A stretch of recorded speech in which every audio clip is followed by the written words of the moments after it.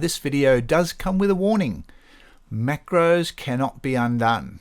And also, they clear the undo list, so you can't undo anything that you did before you ran the macro. So just a heads up on that. So macros clear your undo list, so you can't undo things. So be very careful using macros if you want to use that undo list. So you have been warned. On with the video. Okay, what I'm going to attempt here is to create a useful macro in less than a minute. And we'll see how we go time-wise. I might be able to do something else as well. Okay, so here we go. Now, I'm not going to include the first bit as part of the minute because it's something you do once and you don't need to do it again. And this is if you are recording, you want to record a macro. So you have to have the developer ribbon visible, which I have. If you don't, you need to go and right-click on the ribbon and say customize the ribbon. And you need to make sure it's ticked here and then click OK.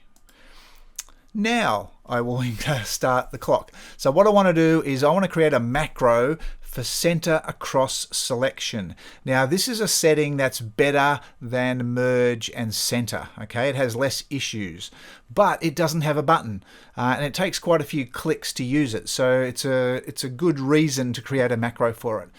So here we go. Let's start the clock. Now I'm going to select the range I want to work with first. That's an important thing. There's a little button down the bottom here. Going to click that. I'm just going to call it, I'll just call it macro 1000 at the moment. I'm going to save it in my personal macro workbook and I'm going to click OK. Now this is how you do center across selection. There it is. Click OK. That's done. I can stop the macro. I'm going to stop the recording here. I have actually created the macro. So the macro now exists. What I'm going to do is I'm going to put it on an icon on the quick access toolbar. So I've got about 28 seconds left. So I think I can do it in that period. So let's see how we go. So start again. I'm going to right click on here. Going to customize the quick access toolbar. I'm going to go to macros. Now it was macro 100, 1000. There it is. I'm going to add it to the bottom.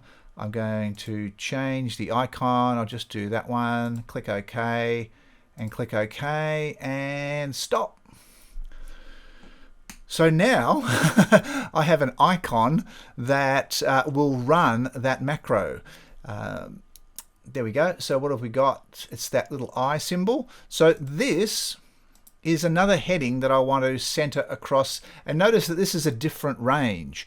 So what I'm going to do is I can actually do this while I can on my start. So here we go again. Select the range, click the icon, and it's done.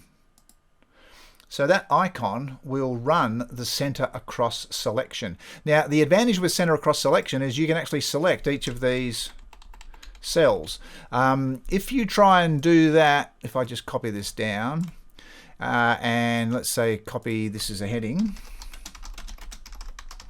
right? If you use the center merge and center, then you lose all of those cells. They do not exist anymore.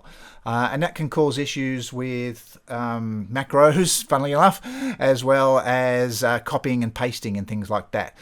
So try and avoid merge and center.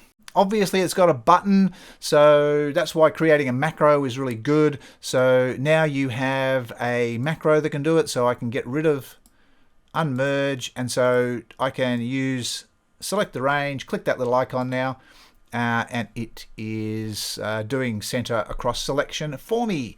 Just a heads up, you can't do center across selection vertically. You can only do it horizontally. Okay, I hope you found that useful. Thanks for watching. If you are after more information on macros, because all I've done here is scratched the surface very carefully. I've just showed you how to create them. I haven't shown you all of the background stuff that happens with macros. You don't even need to know all of the background stuff. One thing that is useful is, I'll just show you that again when you click this drop down is to use the personal macro workbook. What that does is it creates macros that you can use in all of your files basically. So I highly recommend that you do create the macros in that one, unless the macro is specific to a workbook. This one wasn't. This one is something you want to do in lots of different areas. So good luck with your macros.